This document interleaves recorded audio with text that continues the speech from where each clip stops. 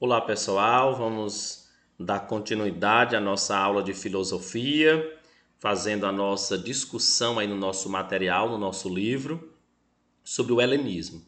Como eu falei na aula passada, nós vimos ali as características desse período da filosofia, onde vai se destacar aí o grande esplendor do Império Macedônico através de Alexandre Grande, um grande esplendor cultural, de uma nova concepção agora de homem, né? Não mais o homem que estava ali somente dentro daquela realidade da polis ateniense, mas de um homem agora que tem uma visão, né? Como um indivíduo que vai além, né? De um homem que agora ele é urbanizado universalmente.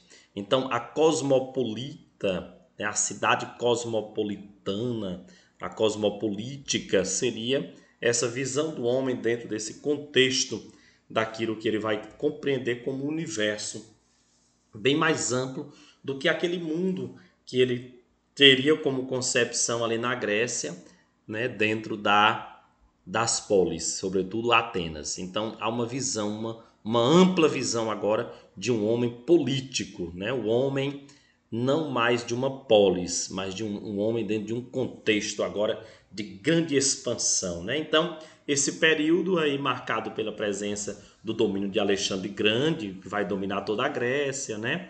O império, esse império macedônico, ele vai constituir-se naquilo que é conhecido como mundo helenístico, né?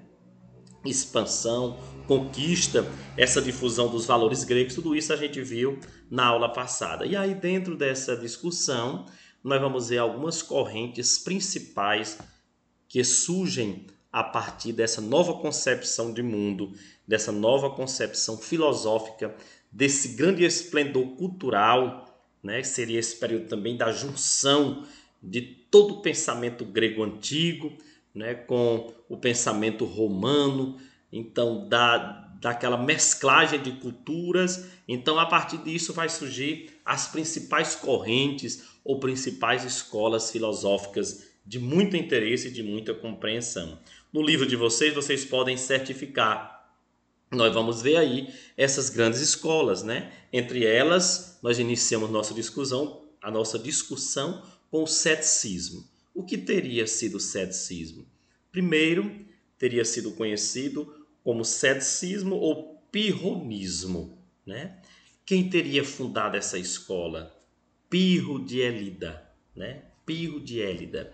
Então, essa escola ela teria sido aí idealizada a partir de uma ética em que se admitia a realidade existente do ser humano, ela não poderia atingir essa verdade absoluta ou a qualquer verdade.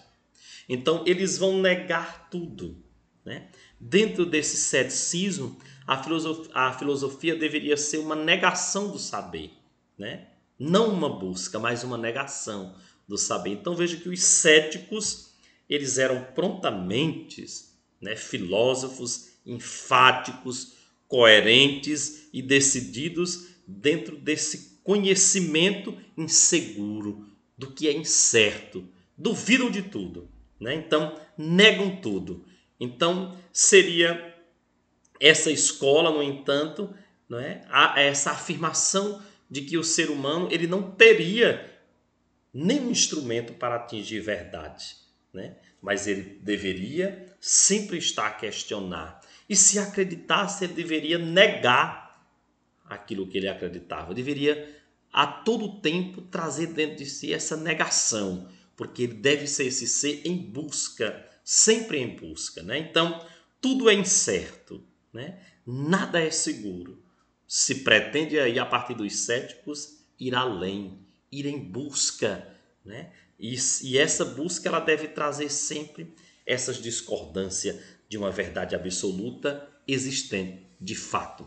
Então seria essa posição filosófica que consiste em desconfiar da ideia de que existe uma verdade absoluta, né? Então vejamos aí que os céticos eles vão considerar sempre a ideia de que a verdade absoluta ela não existe. E se ela existe, ela é motivo de desconfiança. consideram a impossibilidade do conhecimento como verdadeiro, como único e acabado, né? Se existe, ele é incerto, ele deve provocar, ele deve despertar. Então a verdade não existe, ou pelo menos é difícil de ser alcançada, né? Os céticos vão dizer isso. É difícil de ser alcançada. Por quê? Porque a minha verdade não é a sua verdade, né? A nossa verdade, ela difere da verdade dos outros, certo? Então se ela existe é para mim, né? E aí se torna-se alcançada para ti, né? Então os céticos, eles vão observar tudo, considerar tudo, não crer em verdades dogmáticas. Eles consideram, eles observam, mas eles não creem nessas verdades dogmáticas. O que seria uma verdade dogmática? Uma verdade existente e incontestável. Existe e não tem abertura para discussão porque já se afirma como verdade absoluta. Então eles não acreditam nessas verdades dogmáticas. Seguido dos céticos, nós vamos para uma outra escola chamada de epicurismo. O que seria essa escola filosófica dentro desse período chamado helenístico, né? O epicurismo acredita que o maior bem era a procura dos prazeres moderados, né? Aí que é a escola dos prazeres, né? Da ataraxia, né? A forma de atingir um estado de tranquilidade, que nós chamamos de ataraxia, né? O prazer pela tranquilidade, pela felicidade, né? E de libertação do medo, assim como a ausência de sofrimento corporal, chamado aí pelos epicuristas de aponia, né? Através do conhecimento do funcionamento do mundo e da limitação dos desejos. Então seria o epicurismo aí uma escola em que se busca o prazer e esse prazer ele deve corresponder a essa ausência de dor do corpo, né? Através do conhecimento do funcionamento das limitações do desejo. Ou seja, seria esse prazer, mas um prazer controlável, né? E isso aí só vai existir de fato se o homem constituir, se o indivíduo constituir sua felicidade. E essa felicidade seria essa busca pela ataraxia, para atingir esse estado de tranquilidade que está no meu eu, né? Então seria aí o epicurismo, essa forma de controle dos nossos desejos, né? De trazermos essa tranquilidade, porque isso aí pode nos trazer ausência de sofrimentos, né? Então tudo isso aí vai constituir na felicidade e essa felicidade, segundo os epicuristas, está dentro de cada um. É um estado de cada ser, de cada indivíduo, que busca dentro de si moderar sua forma pensante, que vai trazer esse certo controle interno de suas verdadeiras indagações, né? Então aí o Epicuro, ele vai ser o grande expoente, né, dessa escola. E aí seria aí no jardim, ele filosofava em todos os lugares, né? Vocês podem observar aí no livro, é a primeira escola no livro de vocês. E aí ele vai dizer que a felicidade, né, seria esse contato com a natureza. Ele está ali no jardim, né, onde as pessoas, escravos, né, pessoas de todas as classes poderiam estar. Esse aí seria um lugar de felicidade, de prazer, né, de contemplar a natureza. Epicuro nos ajuda a compreender isso, né? E aí ele continua dizendo assim, né? Ele dizia que a felicidade é essencialmente a ausência de dor. A ausência de dor. A ausência de dor seria saúde. Agora ele fala de uma saúde, né, racional, de uma saúde psicológica, que certamente ele vai dizer Epicuro, né? Tudo está aqui, né? Tudo está incutido na nossa mente. Tudo que nós pensamos pode nos causar dor ou pode nos causar saúde. Então, isso para as pessoas normais, como eu e você, ele vai dizer, não para sábios de extraordinária musculatura interior como ele, né? Quer dizer, ele tinha as suas máculas internas, ele tinha as suas indagações internas. Por isso que ele vai dizer que não era essa pessoa de felicidade, porque essa é a atitude do filósofo, né? De questionar, de sempre debater, de ser inconformado com as verdades estabelecidas, com aquilo que já é pronto. Então ele tinha essa mácula dentro de si, na sua interioridade, né? Então, a felicidade estava um pouco longe dele por conta de suas inquietações. Depois disso, nós temos o estoicismo, né? O que seria o estoicismo? O estoicismo é uma corrente filosófica de maior influência do seu tempo, ali no tempo, né, helenístico, fundada por Zenão de Cício, né, aí na ilha de Chipre. Os estoicos, eles defendem que toda a realidade existente é uma realidade racional. Vejamos, já entra em oposição com os céticos, né? Se algo existe, é racional. Aquilo que não passa pela trilha da razão, aquilo que não passa pelo esforço racional, não é realidade, né? O que chamamos de Deus nada mais é do que a fonte dos princípios que regem a realidade, a concepção, aquilo que nós idealizamos e nós já concluímos como realidade existente, né? Então vejamos que os estoicos, eles a partir de Zenão, eles já trazem, já são defensores de uma realidade a partir daquilo que nós pensamos, nós afirmamos e defendemos como verdade. Aí tem o exemplo de Deus, né? Esse princípio que rege a realidade conforme o entendimento de cada um que o concebe como existente ou não. E aí a felicidade, né, é o bem fluir da vida, vai dizer Zenão, né? Então vejamos que a felicidade em Zenão, ela já vai ser esse fluir da vida, ou seja, esse sentido que nós damos à vida. E isso aí pela nossa busca racional. Depois nós vamos ter o cinismo, né? O cinismo. Esse cinismo é uma das escolas filosóficas, né, que tem grande destaque, assim como as outras, nesse período helenístico, por conta da figura aí dos filósofos, né? Antítenes, que foi seguidor de Sócrates, de certa forma, Sócrates está aí dentro desse contexto do cinismo, e do grande expoente, do grande destaque chamado Diógenes de Sinope.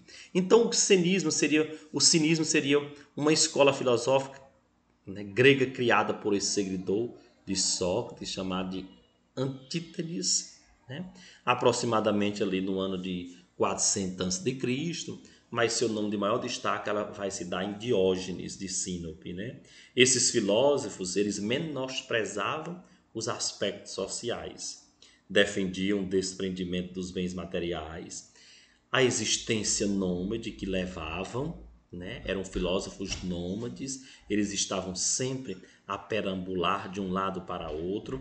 Os cínicos desejavam se desprender de todo tipo de preocupação, inclusive com o sofrimento alheio.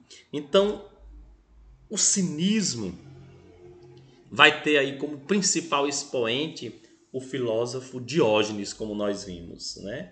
Porque essa corrente de pensadores, que foram muitos, mas aí o Diógenes vai se destacar, né? Eles se propuseram a viver como cães, por isso o nome cinismo, né? Cães da cidade, sem qualquer propriedade ou conforto, né? Diz aí a história que Diógenes ele fez a opção para viver dentro de um barril, cercado ter cães, né, durante o dia.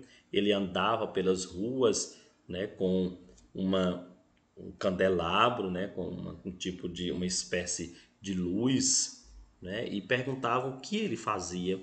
Ele dizia que estava atrás de um homem honesto, né? Então preferiu viver com os cães porque ele dizia que ainda não tinha encontrado esse homem honesto. Então a filosofia de Sócrates está relacionada diretamente ao cinismo, porque procura conhecer a si mesmo e desprezar os bens materiais. Ou seja, o homem honesto aí em Diógenes de Sinope seria aquele homem proposto por Sócrates, aquele homem que está dentro dele mesmo, aquele homem que procura descobrir dentro de si quem de fato ele é. Então esse grupo iniciado por Antítenes pregava que o único caminho para a felicidade era viver com simplicidade e ser virtuoso, né? Diógenes, que fazia parte desse grupo, passou a viver como um cachorro, demonstrando enorme desprezo pela riqueza. Foi assim que esse grupo foi chamado de cínicos, pois vem do grego e significa como um cachorro, né? Então, assim eram os filósofos cínicos. E aí está aí Diógenes, algumas cenas de sua vida, né? Sua vida dentro deste barril, cercado de cães, sua vida perambulando por Atenas, né? Com essa lamparina na mão e sempre interrogado e sempre se perguntava, ele dizia que era atrás de um homem honesto. E essa última cena aí nós vemos ele de frente a Alexandre o Grande, que certa vez quis estar com esse homem tão sábio, esse filósofo tão extraordinário, e aí ele perguntou o que poderia fazer com ele. Vai dizer a história que Diógenes ele vai dizer que ele precisava, né, ocupar a sua frente, porque a sua sombra estava ali atrapalhando, estava ali trazendo, né, o sol, estava ali atrapalhando o sol que lhe pertencia. Então ele perguntou o que podia fazer. Ele disse: o senhor pode sair da minha frente e devolver o meu sol, né? Então vejamos que esse Diógenes aí ele vai estar, não é, dentro dessa perspectiva do cinismo, como esse grande expoente, né? Pelo seu estilo de vida mendigo, vai viver nas ruas de Atenas, né? Como eu já falei, vivendo ali dentro de um grande barril, cercado de cães, né? E ele vivia à procura desse homem honesto. Esse homem honesto, na verdade, seria o homem que entende, que busca essa interioridade dentro de si, né? E aí, por volta de 400 a.C., nós vamos ver isso aí, que quando a gente olha essa imagem da Academia Platônica, nós vamos ver lá no centro Platão e Aristóteles, né? Nós vamos aí compreender também ao lado o Diógenes, né? Sentado com a sua simplicidade, né? E a partir daí a sua grande pretensão de fazer com que os outros pensassem uma filosofia que pudesse estar dentro do homem, né? O conhecimento dentro de si mesmo. Então vejamos que essas escolas elas são importantíssimas. Vocês podem ler, né, aí no capítulo e grifando. Na hora dos exercícios a gente vai discutir ainda mais sobre elas, tá bom, pessoal? Bom estudo, um abraço, até a próxima.